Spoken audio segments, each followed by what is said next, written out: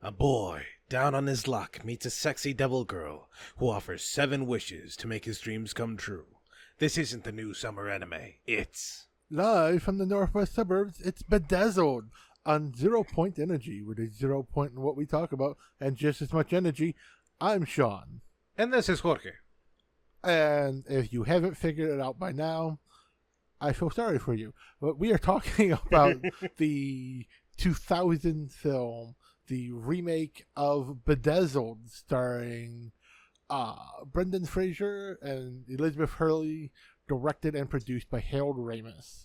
First of all, this is literally one of my favorite movies from when I was a kid. I love Brendan Fraser. The man is a genius. Comedic genius. He is. People seem to forget how good his movies are until they rewatch one of his movies. Okay, the man was comedy at the beginning. Encino Man, Airheads. Thank you, Airheads, Tarzan. Then he got into Dudley action. Do Right. Oh God, yes. Then he got into action with the Mummies movies. Still some comedy in there, but awesome action too. He actually hurt himself a few times with this movie. But not this one. Sorry, with the Mummies. But yes. But even semi-serious and still funny is one of the lesser-known movies. It's like everybody always forgets about it. Monkey Bone. You call that one serious? Really? It has a semi-dark story to it. I don't know why, it just does. It has a little bit of a serious story to it. Okay, yes, it does have a little bit of a serious story to it, but it's still it's not one of my favorites. It's not a bad movie though. Oh, it's the same. It's good enough movie. It's just one of those movies that people always forget about.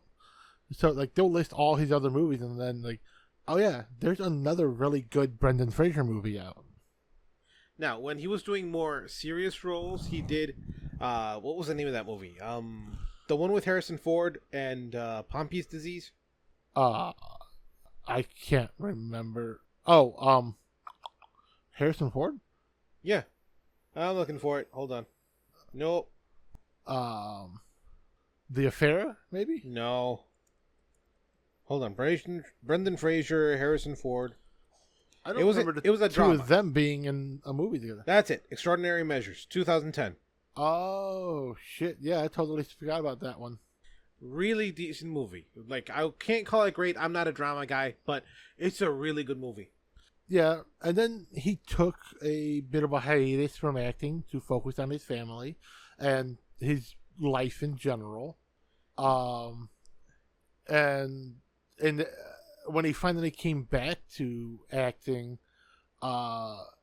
he did a couple of TV shows. He was in the Showtime show, The Affair, Trust on FX. But what really kind of brought him back to the forefront of people's consciousness and reminded people of how great he is, Doom Patrol. Yes, underrated series, really fucking good. And then his recent movie from 2022, The Whale. That is, if you haven't seen that movie, you absolutely must. There's a reason why it was nominated for Best Actor. I'll admit, I haven't seen it, but I know this man's acting chops, and I want to see it. Okay, how do I say it? You know how people think about, what the heck was her name? Something White. Help me. Betty White. Okay? Betty White as a really, really, beloved person in popular culture. Yes. I want the exact same status for this man, Brendan Fraser. This man must be protected at all fucking costs. I mean, if he lives to be damn near 100, yes. What do you mean, lives to? Barely? Huh? Well, I mean, Betty White was literally a few days away from her 100th birthday. True. So, if once Brendan Fraser starts getting up there and he starts, he gets a few more super well-known characters behind him, same thing. People need to protect this man. Okay. He's got some good characters in him, but that's the thing. All of his characters are different. Betty White was Betty White. She was the same character from Golden Girls to the engagement, literally every movie she was in, she was that same character, and that was just who Betty White was. Okay, I'll give you like eccentric and such for Betty White, but like in terms of being the same character, kind of, because like I mean, not the exact same character, but close. Like you knew if Betty White was in a movie, you knew what you were getting. It's like putting Ryan Reynolds in a movie. You know what the fuck you're getting. yes, okay, except to be fair, Deadpool for Ryan Reynolds is like him being really the fuck out there, no breaks, no hypervisor. He's just literally saying whatever the fuck comes out of his fucked up head, and it works. But all the takes they have, some like he literally has said before, like I had to say sorry to people because I'm like, oh my god, why the fuck did I say that? Yeah, well, that's happened in a lot of the stuff he's in. Like even the TV show that a lot of people would equate with him for getting famous, Two Guys, a Girl, and a Pizza Place. Like, I love that one. He would ad lib and just go off, and then, oh, I'm so sorry, that was so uncalled for, and obviously they can't use that take. But it was that this is a joke that popped into his head, And Betty White was the same way.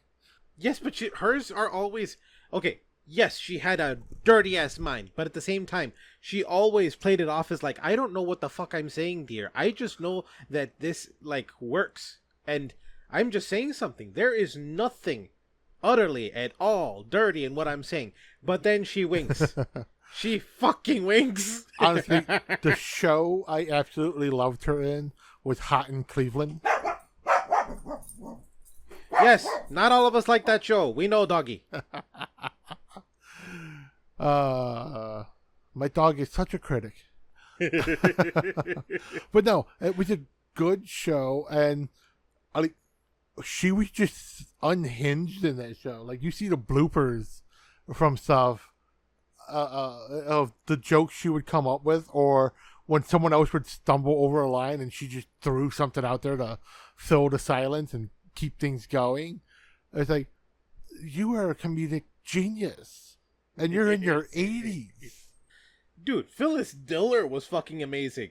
Yeah, Phyllis Diller was going well into her 80s and 90s.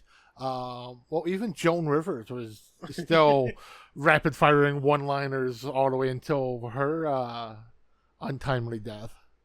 Yeah. Look, speaking of untimely death, like we've had in the news recently, as of the time of this recording, 3 very sad recent deaths: Dr. Ruth, Richard Simmons, and Shannon Doherty. like, Dr. Ruth had been in my life literally all my life. Not because of the sexual stuff that came later, but specifically, I always saw her on different things, like on TV, doing commercials or what's it called? Commercials for stuff. She had her infomercials for her books. Plaza Sésamo, help me here. She was on Donahue. She was on Springer. She was on Sally Jesse. She was on Oprah. She did book tours. She was in movies. She was in parody movies, comedy movies. That was mentioned. Dr. Ruth was everything. She, like, if you were born between 1970 and 2000, you can thank Dr. Ruth for why you know how to fuck properly, because she legitimately wrote the book about it. That is not hyperbole. She had multiple series of books, and they basically explained the mechanics of having sex. And not just literally the mechanics, okay? We're talking about technique. We're talking about pleasure. We're talking about increased pleasure. It's basically the Kama Sutra without the illustrations. Unfortunately. No, but specifically, like, she was also on Sesame Street. She was on, she was also on Between the Lines. Yeah, Dr. Ruth was everywhere. And Richard Simmons, Sweating with the Oldies, I mean, everybody remembers him.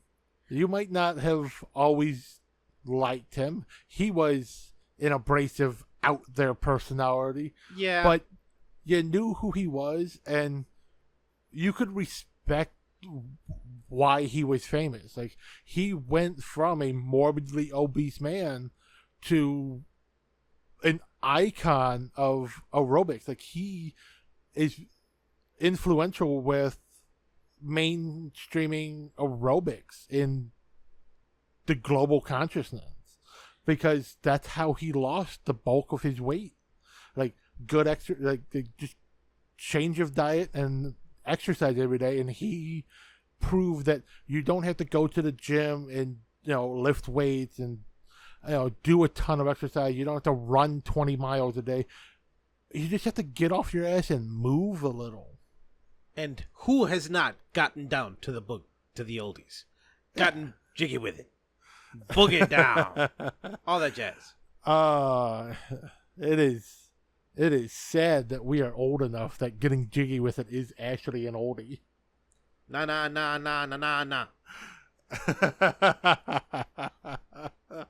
If nobody got that, I am sorry for you. Really, I am. And Shannon Doherty, she was in so many great movies, but I will always remember her from Charmed. Like, when that show first aired, I never liked it, but in syndication, when it started airing on like TNT, and they were showing 5 or 6 episodes every single night, every day after work, I was watching it, and I would watch all the episodes of it. So I rewatched that entire show 4 or 5 times just because it was on every day for most of the evening, and she was one of the best parts.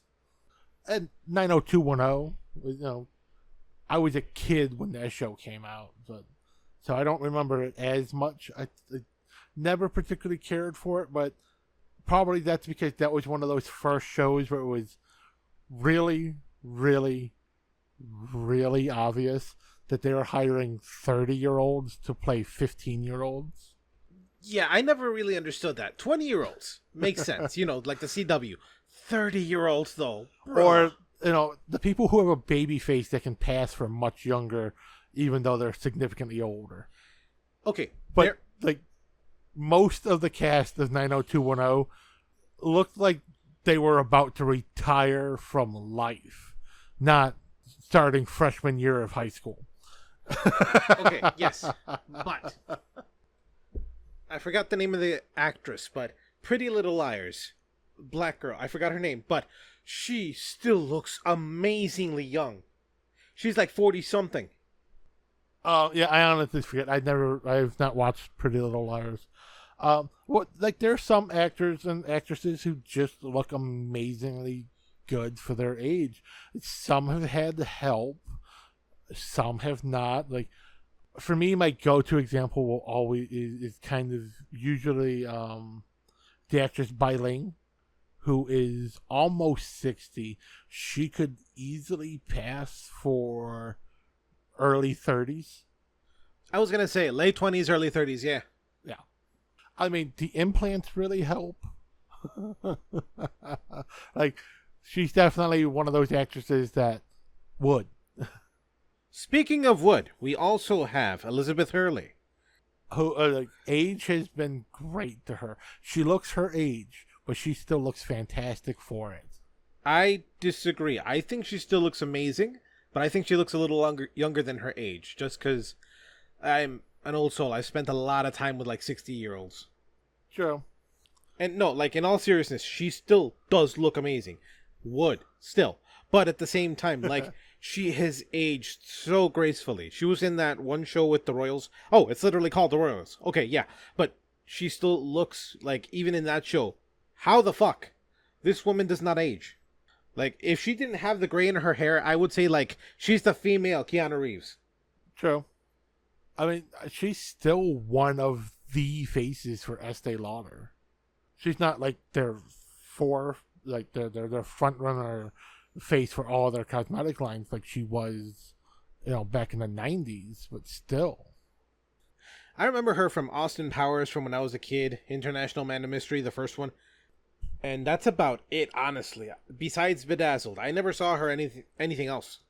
I was a huge fan of the Marvel comic Runaways, and Elizabeth Hurley played Morgan Le Fay in the Hulu series for Runaways, and fantastic. Like, she looked great in the role. Like, she looked great in general, but she was also just wonderful for that role. Like, you really believe that she was a 1,000-year-old sorceress. I mean, okay. In Bedazzled, she played the devil as flirty, sexy, cute, funny. Little, yellow, different. Volkswagen. Bruh. Like, I get it, but bruh. I don't know. Every time I hear a list like that, I always want to jump in with a little, yellow, different. Okay, fine. I don't know why I love the commercials. Yeah, there's just so many good movies that she's been in and TV shows and stuff.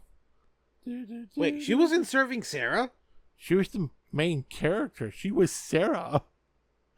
Okay, no, I was thinking of a different movie. Okay, fine. Yes, she was the main character in Serving Sarah. Yes. Yeah. Awesome movie, by the way. It was, and it is speaking of another actor who has passed recently, it is one of the best Matthew Perry movies that I've seen. Like, he is wonderful as a process server thing. Yeah, process server, just giving people their papers, and it's also got some a little fun, great bits of Bruce Campbell just being Bruce Campbell. I've never seen. Okay, speaking of Bruce Campbell, I've never seen him outside of his zaniness.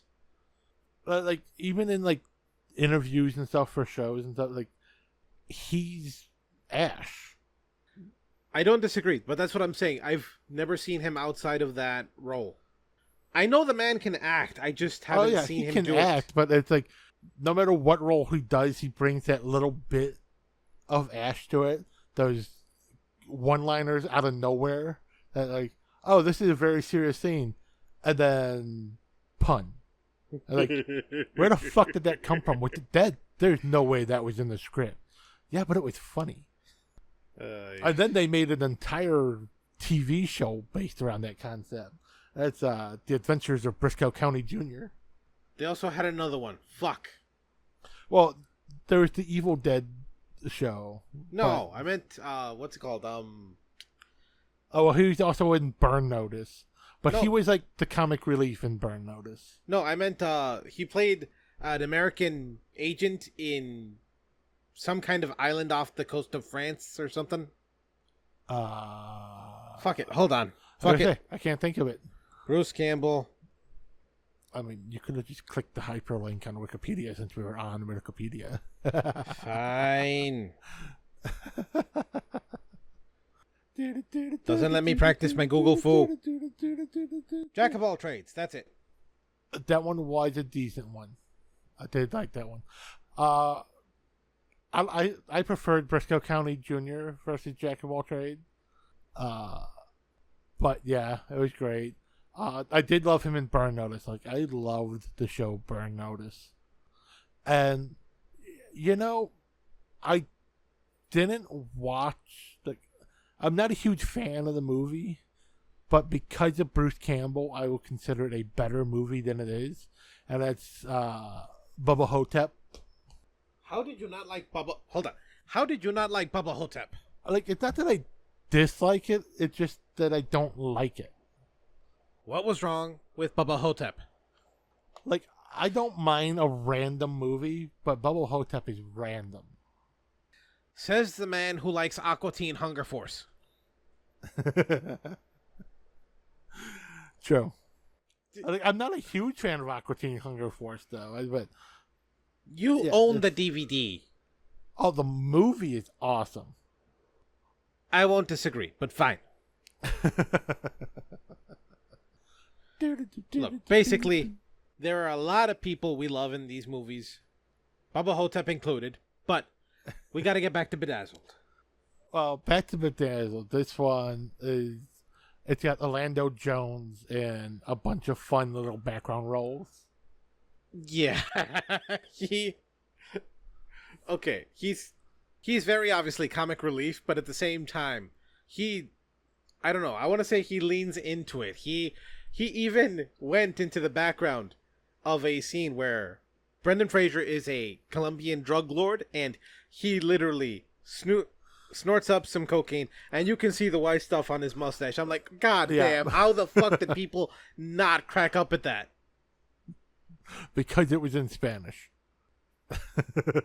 Fuck you. Some of those jokes would have landed harder in Spanish. Yeah, that's the problem. They land so hard in Spanish.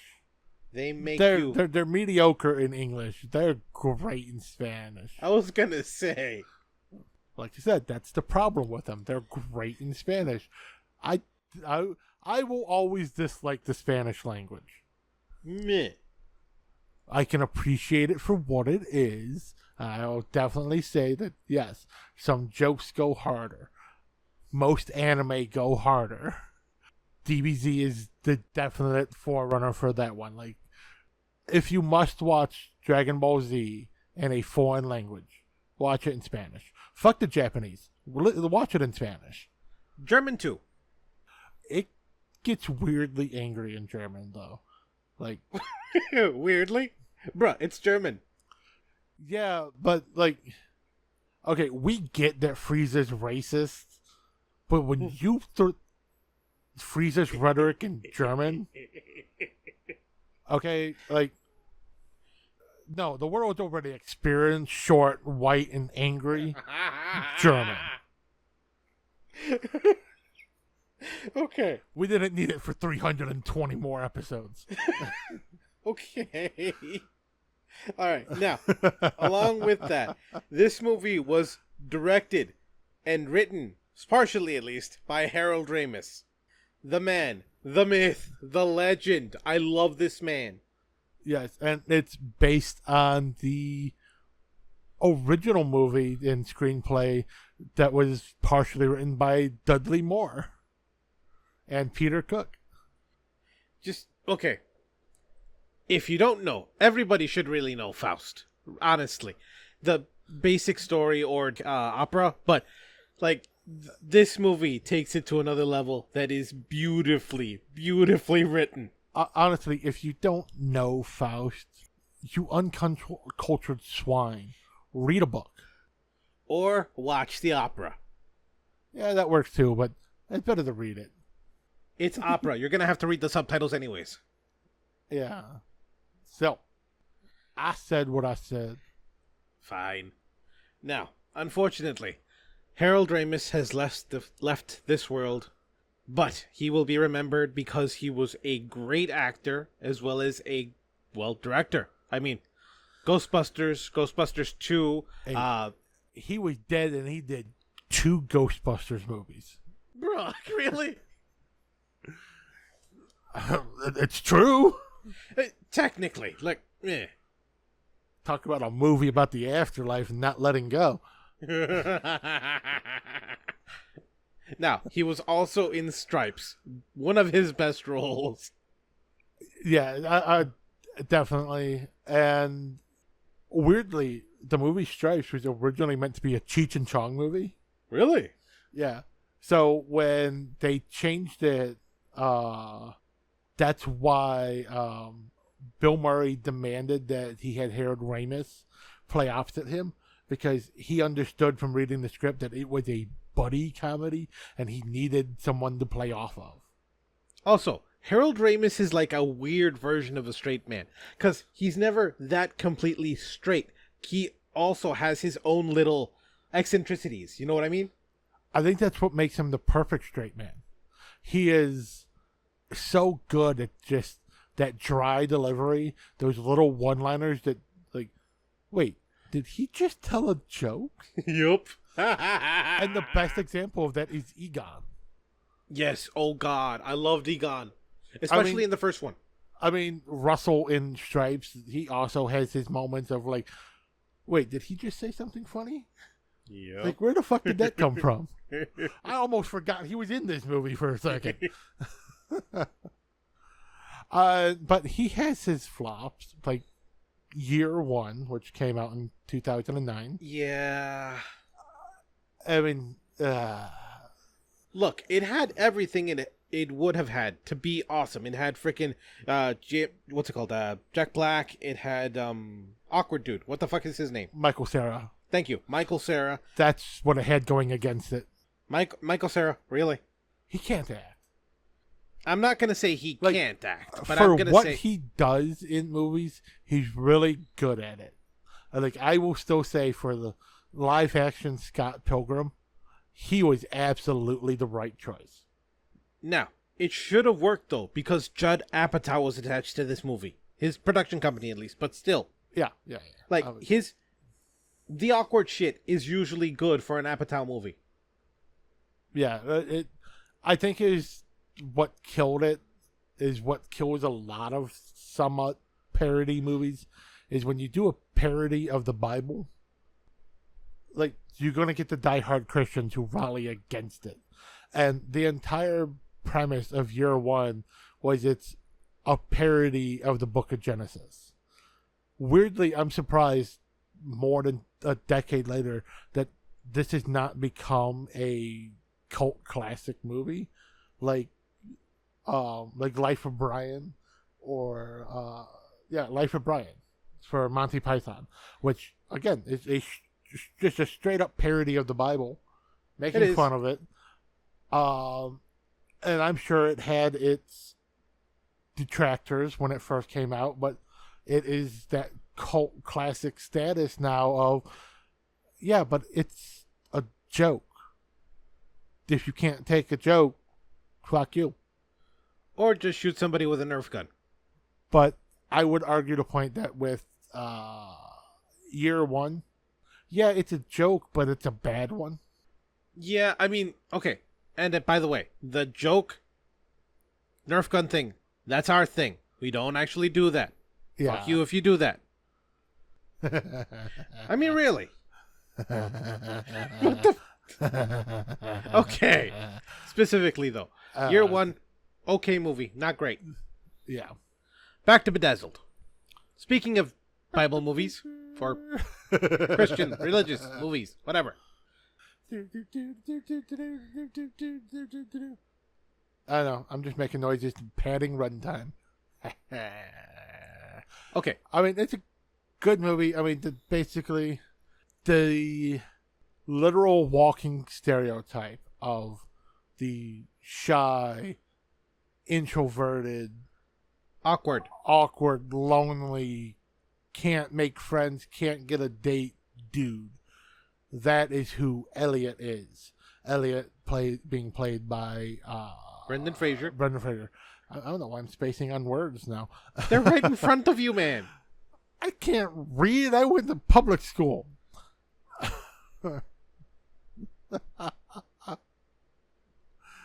Like, okay, he's joking, but seriously, public school system, not so good. Yeah. So, because he's so perfect at being inept, the devil, played by Elizabeth Hurley, targets him to sell his soul. Like, she could make him everything he's ever wanted. He can make him popular, make him rich, make him sexy, make him get the girl of his dreams. All he has to do is sign the contract and make 7 wishes. Now, you'd think, where could he go wrong? He's literally being given the wish, okay? Everybody in D&D knows it's the most powerful fuck you in the world. That's what's wrong with it. Monkey's paw. Only 7 fingers rather than 5. Yeah, you have to word things very, very, very specifically to get out of the consequences of your words. Like, he asked to be rich and powerful and to be married to his dream girl. So the devil turns him into a Colombian drug lord who's in a loveless marriage. And who then gets abandoned by his own people. Now, one of those wishes was literally just wishing for a Big Mac and a large Coke. The devil took him to a McDonald's, ordered for him, and then he paid. Yep. There's literally, they say in the movie, no such thing as a free lunch. You ask, you will get it. And then some. But see, that's the thing. There's the loophole there where Elliot is technically right that the Big Mac wish shouldn't count. Because she specifically tells him after that scene, when she takes him to her nightclub Deviate, that she can give him anything if he makes 7 wishes after signing the contract. The Big Mac wish was before signing the contract. Therefore, it's not part of the 7 wishes of the contract. It's just a demonstration of the devil's powers. I agree with you, but at the same time, Just saying, there's a valid argument there that technically Elliot was right. Now, there's a specific part of the movie where he's literally the most sensitive guy on Earth, okay? He's like a weird, like lightish pale type color that's still a little tan, maybe olive. He literally looks like a mix between Robert Pattinson from Twilight and Hayden Christensen from his entire career. Shut up. He just has that face.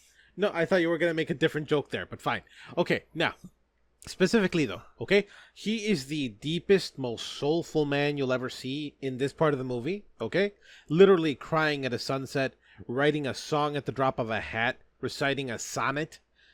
And the reason he wishes to become sensitive is him and the devil read his dream girl Allison's journal and found out that she really wishes that instead of always finding rich, powerful, handsome men, she'd just find somebody who was deep and cared and was sensitive. Except he overcorrects to the extreme. As and a redhead, she hates him for it. The man turns into a soulful person without a soul. He's a redhead. Like he even specifically puts into that wish that she loves him. Like, I wish that Allison loves me and that I am the most emotionally sensitive man in the world. So she made him a Twilight vampire. That's not how that works. The Twilight vampire, really? Bruh. Yeah. It's a Twilight vampire. They don't suck blood, they suck dick. How does that even compute? No. You know what? Segue into another part of the movie. He became the smartest man on Earth, okay? He wished so they made him gay. Yeah. They equated intelligence to homosexuality. Oh no, that's right. He was intelligent, knew more about everything than anyone else, and had a big dick. That was his wish. So, in the devil's mind, that means flaming homosexual. How that equates to homosexual, I don't know. I don't want to know. But you know what? Good for you. All the good ones are either married or gay. In this one, he was both. No, True. Like, literally, they get to his house. They start to, like, get really close to one another. And they get to his bedroom. And then suddenly, where have you been? And you see his partner. And then his partner's like, you're gay. This reminds me just like when you drank too much in I forgot what island. And then Fire Island. That's it. Gayest place on Earth. Take your word for it. Like the only place gayer is the island of Sappho's. Fire Island is for the penis havers. Sappho's is for the non-penis havers. This is 2024. What about those in between? Fire Island is for the penis havers. Sappho Island is for the non-penis havers. Somewhere in between is everybody else, I guess. If you still have the dangly bits, you go to the Fire Island. If you don't have the dangly bits and you've got a warm pocket, you go to the other island. There's a boat. You know what? Now I could really go for a pita pocket.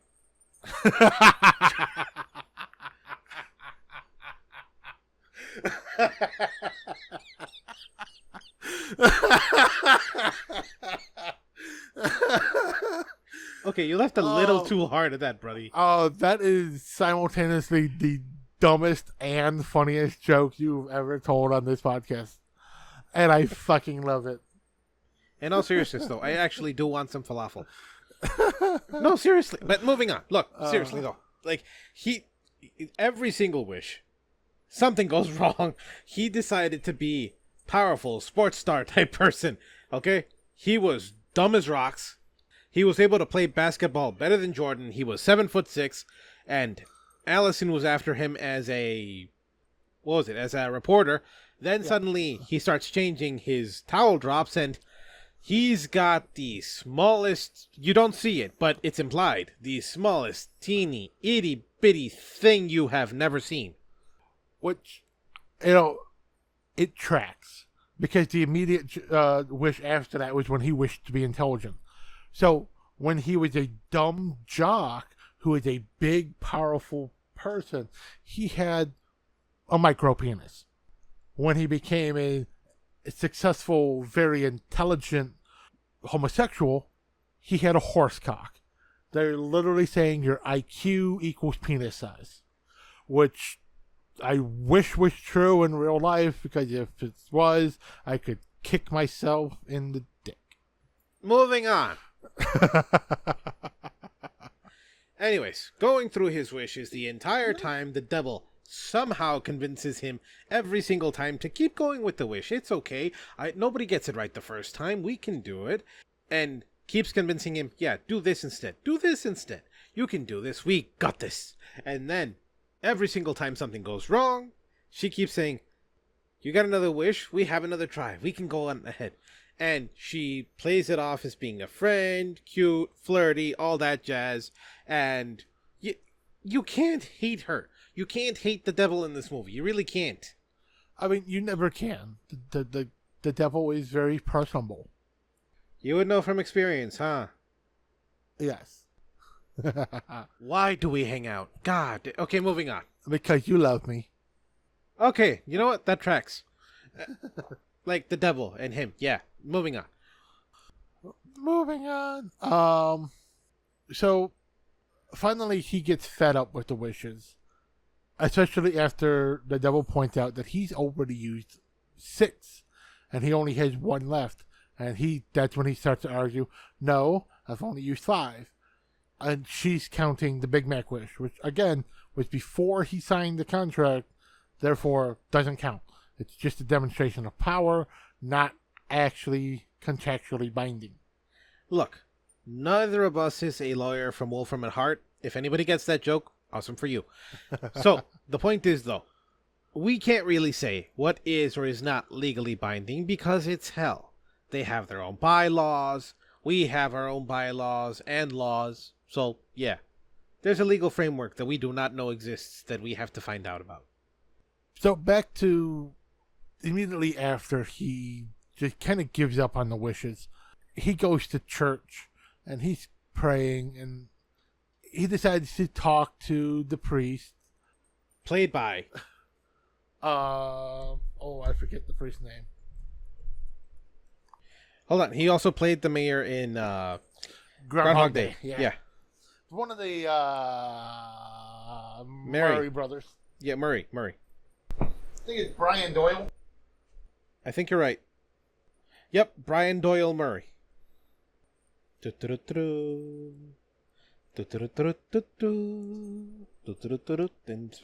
Gadget. Brian Doyle Murray, younger brother, actor, comedian.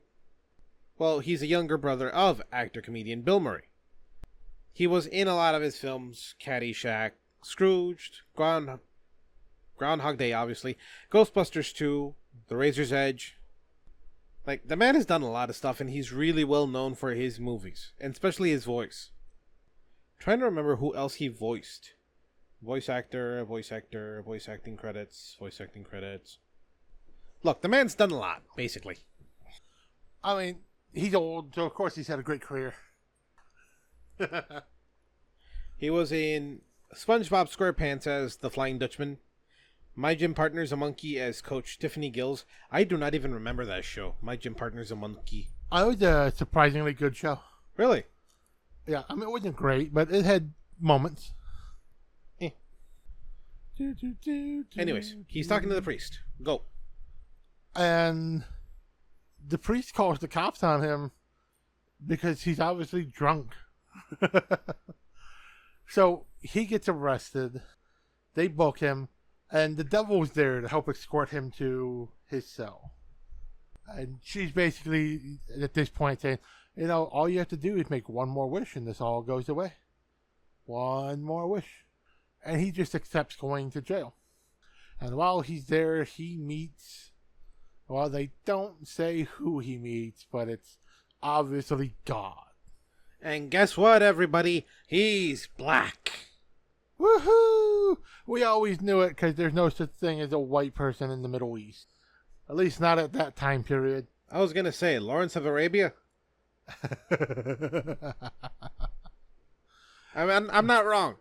You're not wrong. Much like me, you're just not right. Look, point is, though, specifically, yes, it's God. And he's played by a black dude. Guess who else played God? Morgan Freeman. You know who else played God? Who? Alanis Morissette. She didn't so much play God as... She's my God. I was expecting you to start singing My God.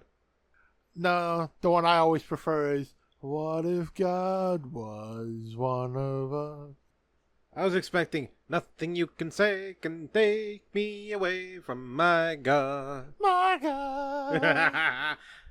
Yes, Sister we really Act. do need to do Sister Act at one point. Hell yeah. I think that would be something that they could bring back. I think they could reboot Sister Act. I'd watch it still. Agreed. No, that would be an awesome reboot. Or even just a retooling. Like, it doesn't have to be somebody who's in debt. It could literally just be somebody who's, let's say, singing, and then suddenly they need to... Let's just do a third movie. I mean, God damn it, we got a fourth fucking Beverly Hills Cop movie that just came out. Aren't there 3 movies? Hold on. No, there are 2. Or did they make a third one and I didn't know about it? Because it's only 2. The Sister Act and Sister Act Back in the Habit.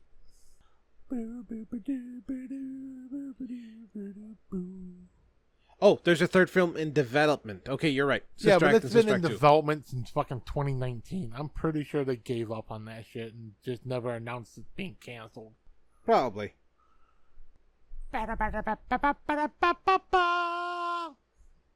I like to make noises because I can. That kind of reminded me of the intro to Wishbone. Thank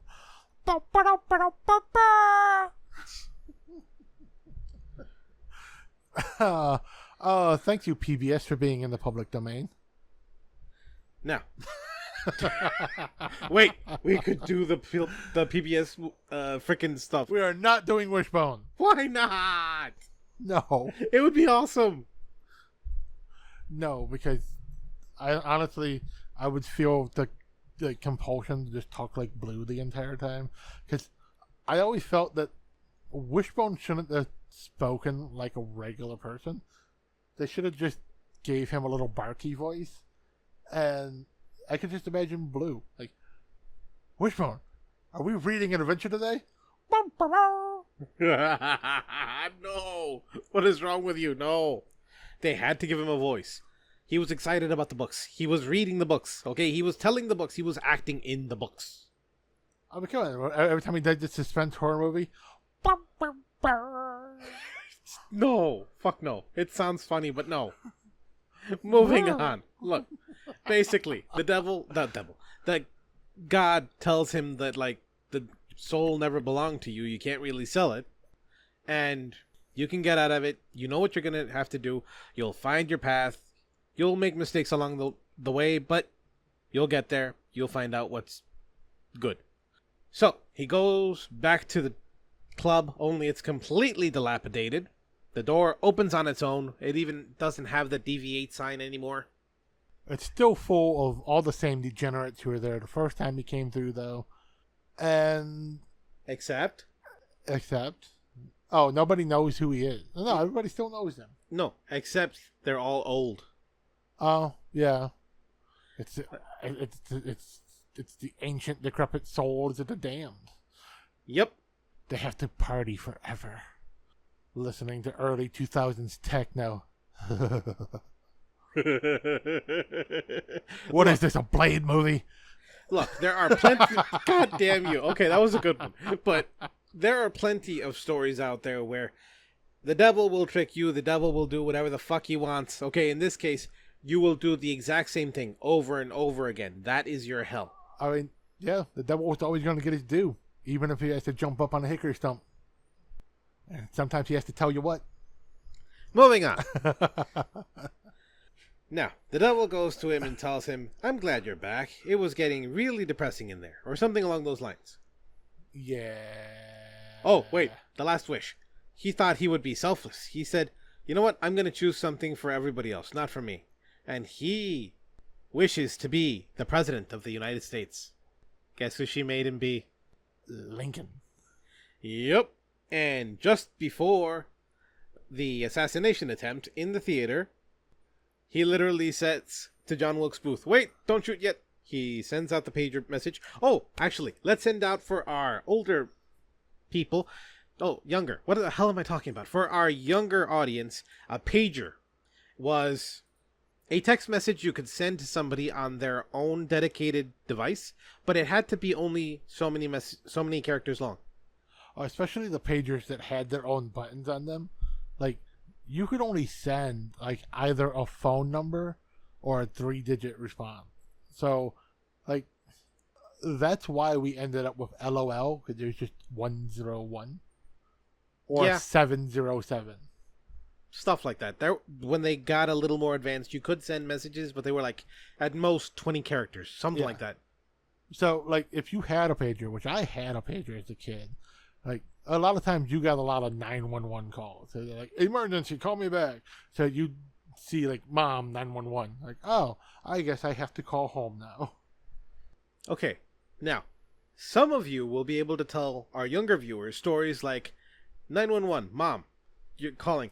Where's the TV remote? I have no fucking idea. Why are you calling me? I'm at school. Or, you had a pager because your parents could afford to pay for a pager. But cell phones were so stupidly expensive at the time, so you had to go make a collect call. Using, like, especially 1-800-COLLECT.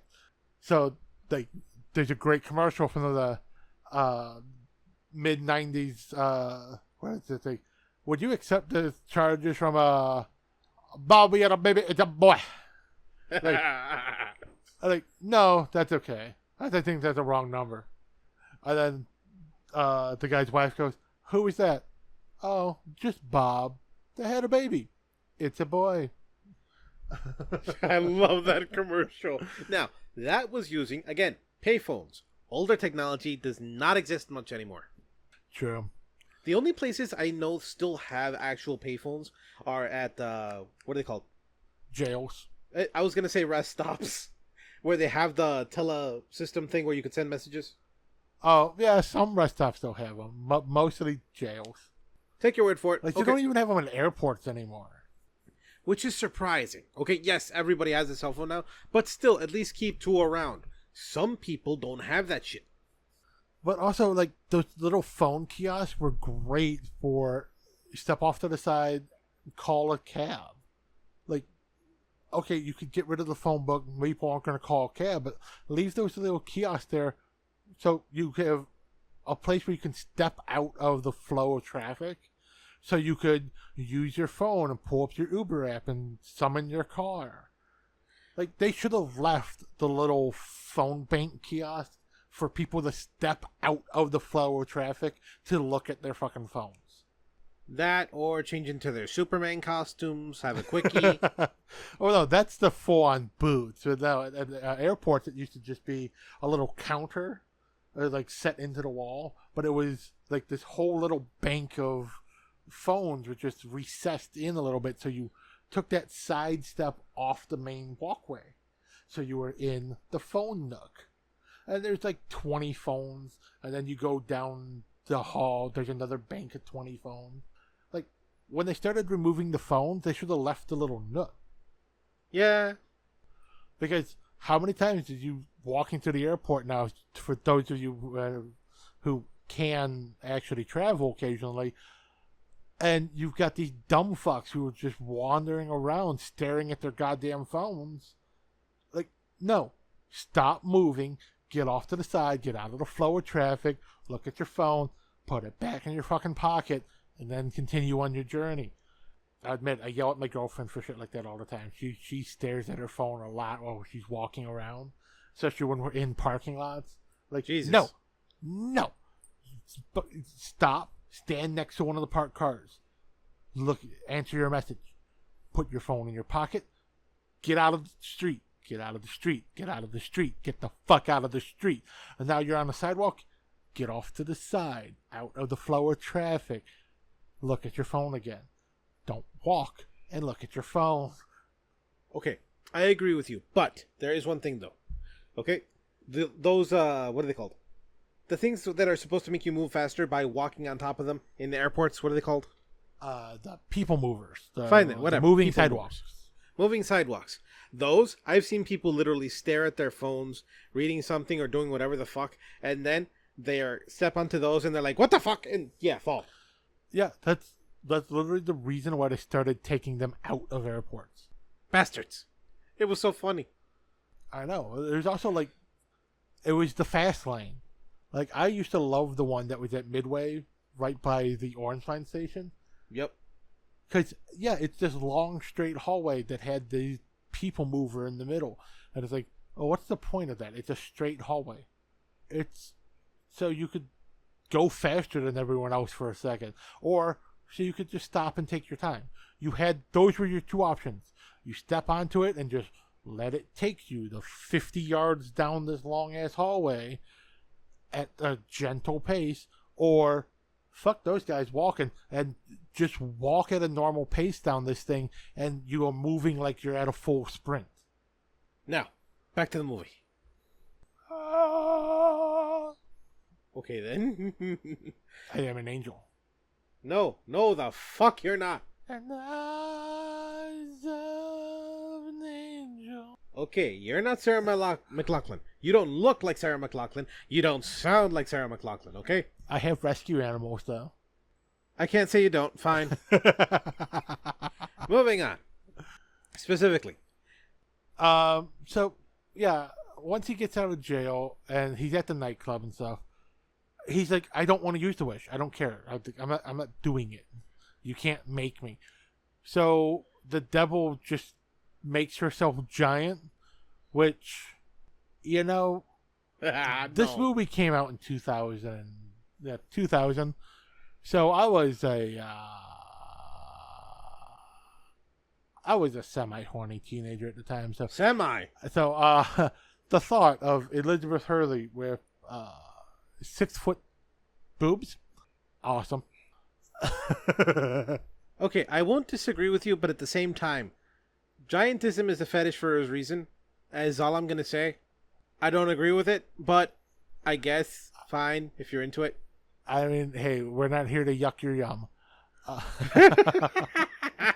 Okay, look. Okay. But yeah, she gets giant, and she also turns herself into this also big, scary, Balrog-looking biblical devil. And literally just forces him with the literal devil's pitchfork to make the wish. Or so he, as he's plunging to his death, wishes that Allison has a happy life. And then, because it is a true, selfless wish, it voids the contract. Literally, he wakes up at the steps of what looks like, is this heaven? And of course, in reality, it's the most evil place in the world. It's Vatican City. It's the courthouse, you son of a bitch! Same thing. The fuck it is! It's full of a bunch of people who have no souls. Okay, not all of them were redheads, okay? Not all of them. I was going to say it's Scotland. Okay. Look, point is, he wakes up on the steps of the courthouse. She says, get up, and tells him that he automatically voided the contract because the fine print says that a selfish wish voids the contract. Nobody reads it. The thing was fucking huge. It was a phone book. For those of you who don't know, look up what a phone book looked like. Well, because it's buried on page 194. It's like paragraph 26, subsection 22. line 5. We're like, what the fuck? Also, like, he might have read the contract if it was a normal fucking contract and the signature page was the last page. This contract, the signature page was the top page. I have signed a lot of contracts in my life. And every time somebody's plopped a telephone book in front of me, there's a signature page on the front.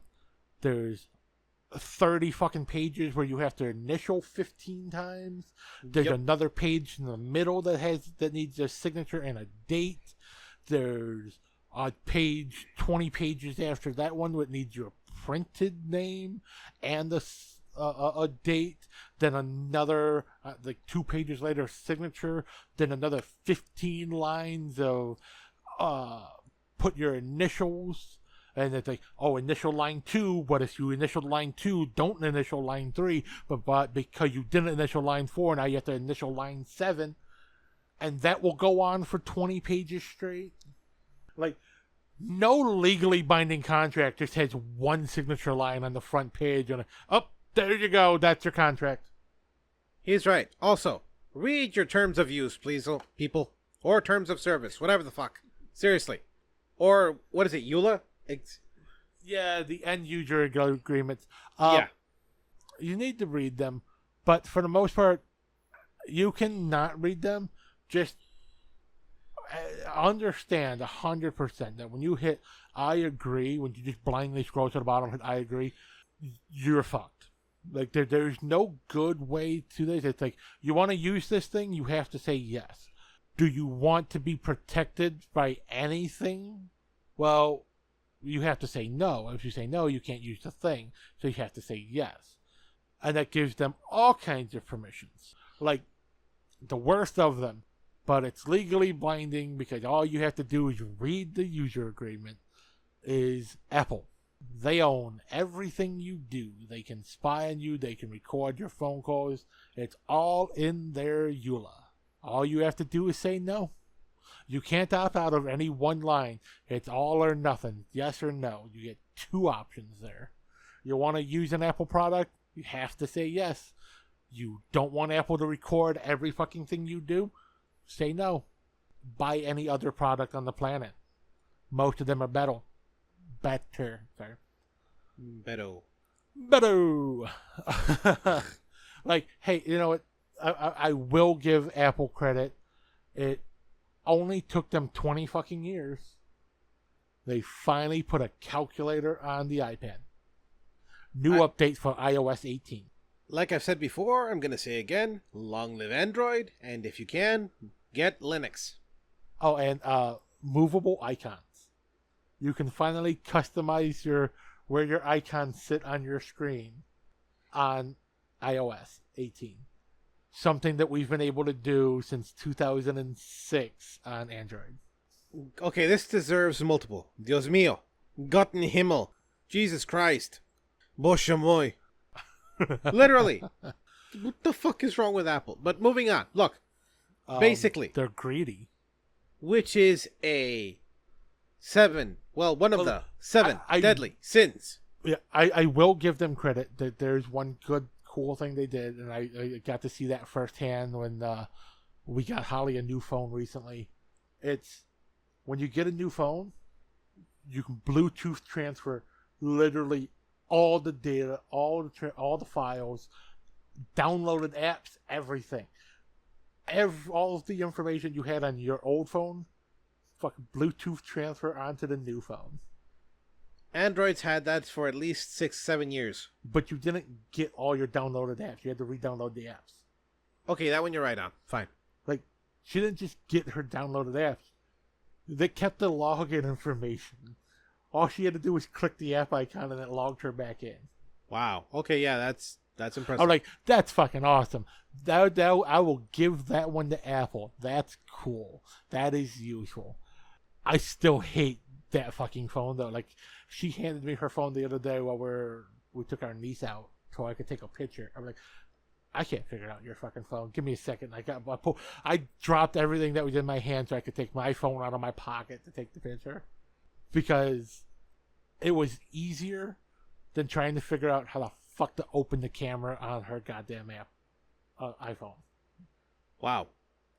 Yeah, because you have to put in a password for fucking everything. You're not allowed to turn off the fact that the screen goes to sleep like you can on Android. So as soon as the screen goes to sleep, you have to put the password back in. And the screen goes to sleep after 10 seconds. Yeah, I had a aunt with that problem. I fixed it, but yeah. Like, it was amazing. Like, I was doing something where I needed to have information on my phone screen, and I just literally put it on the information page and just set it down on the counter where I was, where they needed information. They're like, "Oh, that's so cool! Your phone didn't time out." And I was able to like do it the whole time. I'm like, yeah, it's because I have a real phone that I can turn that off on. This person they'd never seen a phone that didn't time out. They didn't know it was possible to turn it off. To be fair, both you and I have worked in the service industry, and we know firsthand that not everybody's brain cells are firing properly. Yeah. And to be fair, some people do not explore technology like you and I had to.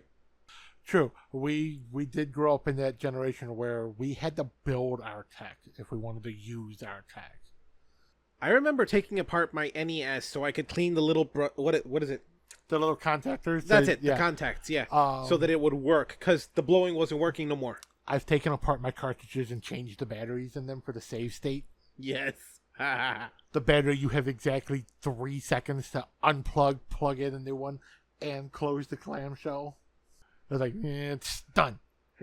Please, God, I hope that works. And you don't know until you finish putting all those screws back in and then putting it in the system. Obviously, this was after level passwords. We're not talking Mega Man. Yeah.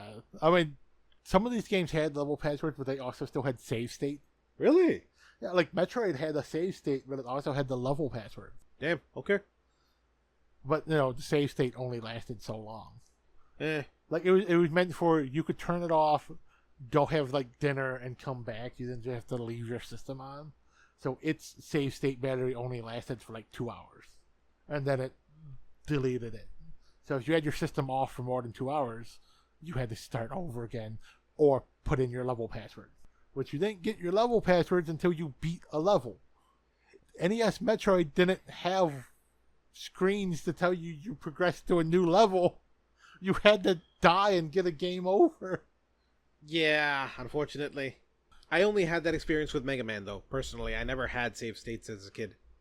I had a bunch of games that had save states. One of my favorite ones was mine and my brothers. We loved Final Fantasy, the first one.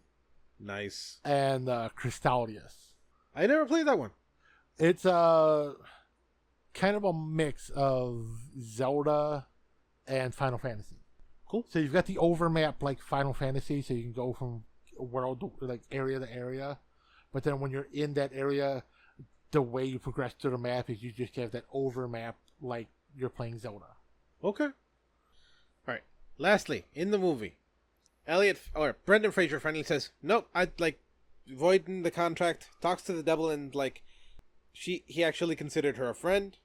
Yeah. And the devil says, heaven and hell are here on earth, among the people that you hang with and stuff. It's basically telling him that there technically is no such thing as heaven and hell. Heaven and hell is other people. If you want to have a good life, be a good person and surround yourself with good people. If you want to have a shitty life, be an asshole and surround yourself with other assholes. Now, there are some people in between, like myself and Sean, who are assholes, but we're good people. Yeah, I'm good at heart, but I'm an asshole in general. Okay, fine. I'm a good person. He's just an asshole. Yes. But then, to go back to the movie, we got Elliot finally decides to actually talk to Allison and ask her out. Finally trying to ask out his dream girl. And she goes, oh, I'm dating someone. Goes, oh, well, that's cool. I wish the best for you. Hey, if it doesn't work out, maybe we can talk. And then on his way home, he meets his new neighbor, who is Allison, but she has brown hair. Yes, her name is Nikki, and she likes to talk a lot. Like, basically, just... Yeah. And then the movie ends with, he likes to... What's it called? I think it was play video games, and no, he he likes... drinks from the carton, and she hogs the covers. That's it. That's right. She hogs the covers. Like most women. I said it. Come at me, bro. Again, I agree with him because, yeah. Although, one time, not hogging the covers. Instead, glomping onto me because I was warmer than the covers. So, Yeah, that was nice. I wish it was hogging the covers for me. I get hogging the bed. Like, I legitimately exist on this tiny little sliver of the end of the bed. And Holly's got the entire bed. She's just starfished out across half the fucking bed. And then she kicks. Like, those legs are a pendulum. I'll take your word for it. Like I think I don't know how many times I have legitimately been kicked out of bed. But I love her, so I keep going back. Look, basically, this movie is an awesome comedy, well written, awesome star power. It's a fun little feel good. They call it a romantic comedy. This is not a romantic comedy. This is, I don't know what to call it. It's what all of Faust is. It's a comedy of errors. It's funny because every one of his wishes has something wrong with it. It's a comedy of errors. Okay, yeah, fine. I'll give it to you. Yeah, I think that's all we can say on this one. Look, if you were young when you saw this movie or you didn't get the chance to watch it, watch it. Even watch it now. It holds up. The CG, not so much. But other than that, great movie. All right? If you were... Go. And if you can go to a resale shop and find the special edition of the DVD, it has some cool features. Like when you first put it in, you get to pick 4 options between rich, powerful, rich, sensitive, intelligent, and... Powerful, yeah. What those do is when you pick one, is the loop of scenes that plays and the theme of the background changes to be that theme from the movie. And it's a great little tidbit of the DVD. Again, if you look it up online, I don't remember it, but it's a little remote control code that you can do with your regular remote control, or if you're watching it on a gaming console that has a Blu-ray/DVD player in it. You input the controller, the arrow keys, and just right, and it unlocks an Easter egg scene that had to get cut from the movie so they could keep its PG-13. And it's the original scene. Instead of the Big Mac and Coke, I forget the scene. I've seen this. It's an interaction with a drug dealer. Okay. Yeah, it's like this coked out guy comes, or I think he wishes for a Big Mac and Coke, and it's this crackhead named Mac who's trying to sell him Coke. So they had to pull that out, but if you input the code just right on it, which again, Googleable thing, you can see that scene. Now, one thing that I'm always gonna say. DVD has the edge over Blu-ray in special features, in little tidbits like that, the Easter eggs, and the background design, okay? They're fucking lazy when it comes to Blu-ray design. It's bullshit. Yeah, I mean, Blu-rays can hold triple the information, and usually they have half the crap on it, but they cost twice as much. You can buy a DVD for $10, and it's got so many extra features on it, usually multiple discs, and it's amazing. But then... I'm going to pay $25 for a Blu-ray that your menu is play. That's it. That's your menu. I'm going to give you a specific example from my recent life. Okay? Robotech, the complete series, on DVD, has an entire 5-disc set of just special features. Okay? The Blu-ray re-release has shit. Nothing. Literally. Same thing for anime, for the anime Grenadier. On the DVD of the full series, so if you get the 3-disc set for the full series, every fucking episode of the show has voice actor commentary on it from the original Japanese voice actors. Plus, it has a making of documentary. And you don't get those with anime. Yeah, Ever. but with the anime, if you buy the Blu-ray, the special edition Blu-ray that came out the same time, that cost double. The collector's edition DVD when it came out cost $35. The Blu-ray cost $78. The Blu-ray is one disc, all 26 episodes. No, all 13 episodes, and it's got a play button. That's fucking it. All you're paying for is the fact that it's all on one disc instead of on 5. All right, we're just going into tangents again. Yeah, basically, we're gonna wrap this up. I think we're done. look, basically, this is a great ass movie. Watch it. It's worth watching. 5 stars, 10 stars, whatever the fuck you want to call it. 2 thumbs up. Woohoo! And with a normal closing, because we have to be normal sometimes. Be good to one another. And keep the faith, especially in the fact that there is I'm kidding. Have a good night, everybody. Bye-bye.